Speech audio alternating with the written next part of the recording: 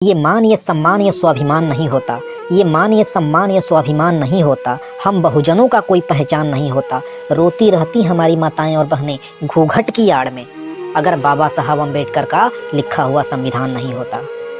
अगर ये मनुवादी दरिया के किनारे बस जाएं तो वहाँ के लोग भी पानी के लिए तरस जाएं। नहीं जोर चलता है इनका फिजाओं पे, वरना सारे के सारे बादल इन्हीं के खेत में बरस जाएं। दोस्तों, किसी के नाक में हीरा तो किसी के कान में हीरा, किसी के नाक में हीरा तो किसी के कान में हीरा। हमें उन हीरों से क्या लेना, हमारा तो संविधान है हीरा, हमारा तो संविधान है हीरा। दोस्तों, आज की वीडियो आप लोग पूरा देखिएगा। पूरा देखने से ये फायदा होगा कि आप खुद की और बहुजन समाज की सुरक्षा कर पाएंगे। तो दोस्तों, चलिए वीडियो शुरू करते हैं।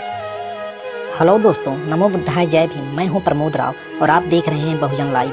दोस्तों, परम पूज्य बाबा साहब अम्बेडकर की जन्म जयंती 14 अप्रैल को आ रही है और समय बहुत नज़दीक आ गया है। हमको बाबा साहब अम्बेडकर की जयंती को संवैधानिक रूप से मनाना है। संवैधानिक रूप का कहने का मतलब यह है कि कानूनी प्रक्रिया से, क्योंकि आप सभी को पता है कि बाबा साहब अम्बेडकर ने भारत का संविधान लिखा है और बाबा साहब की जयंती मनाने के लिए हमें परमिशन की ज़रूरत पड़ती है। लेकिन इसी भारत देश में अन्य धर्म के लोग, आप सभी को पता है, जो सत्ता में हैं, उनके संरक्षण में हर तरीके का कार्यक्रम मनाया जाता है, उपद्रव किया जाता है, साउंड और डीजे लगा करके दुनिया भर का प्रदूषण फैलाया जाता है। लेकिन उन्हें कोई दिक्कत नहीं होती है, क्योंकि वह सत्ता में है। वह कुछ भी करेंगे तो सही है। लेकिन हम आप परम पूज्य बाबा साहब अम्बेडकर की जब जयंती को मनाएंगे तो हम पे रोक लगती है।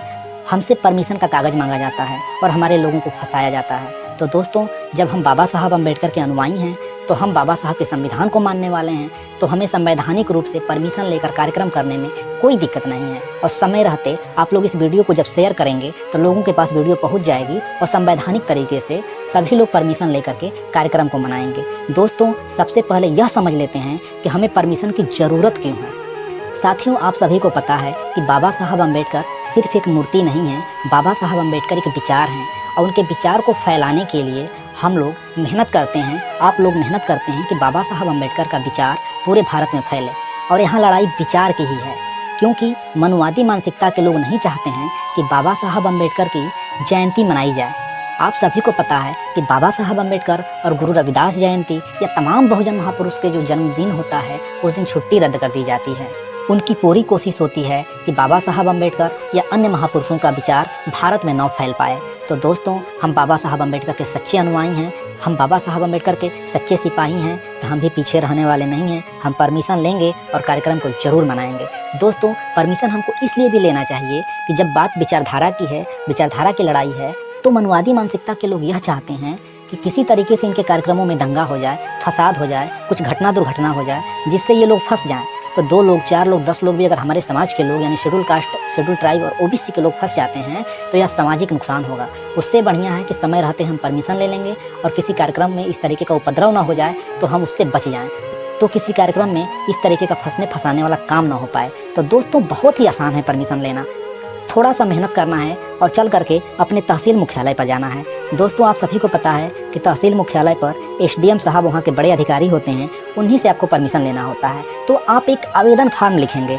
आवेदन में यह दर्शाएंगे कि हमको किस स्थान पर इस कार्यक्रम को करना है, इस कार्यक्रम में कितनी संख्या होगी। दूसरा, आपको साउंड रखना है तो साउंड का एक फार्म मिलेगा, वहीं से खरीद करके आपको उसको नत्थी कर लेना है। साथ ही आपको आधार कार्ड ले लेना है और एक फ़ोटो लेना है। जिस व्यक्ति के नाम से परमिशन लेना है उसका आधार कार्ड चाहिए और उसी का फ़ोटो चाहिए, ये ध्यान रखना है। दोस्तों, सभी का जिरक्स कराने के बाद आप एप्लीकेशन फार्म लिख लेंगे।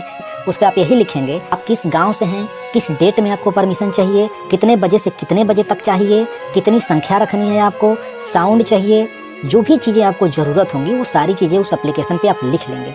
लिखने के बाद आप उस पर फ़ोटो नत्थी करेंगे और आधार कार्ड लगाएंगे और साउंड का फार्म लगाएंगे। ये सारी चीज़ें ऐड करके आप एसडीएम महोदय को ले जाकर के जमा कर देंगे। जमा करने के बाद एसडीएम साहब की व्यवस्था के हिसाब से टाइम लग जाता है, क्योंकि वह थाने को भेजेंगे रिपोर्ट लगाने के लिए और उनका जो भी कर्मचारी होगा वो पता नहीं कब जाएगा।